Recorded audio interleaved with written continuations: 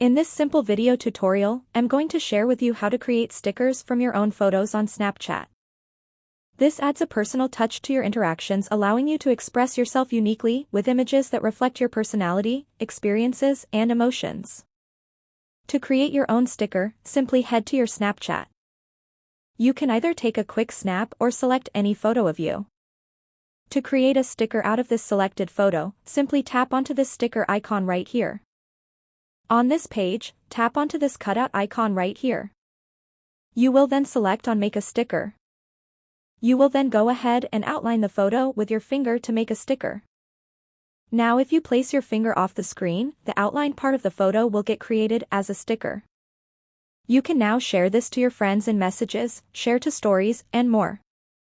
Now if you want to see where your stickers are stored, tap on the sticker icon and still select on Cutout. All created stickers will be available here. That's how easy it is to create stickers from your own photos on Snapchat. If you have any questions, just let me know in the comments section down below. Please don't forget to leave a like, share and subscribe for more video tutorials like this one.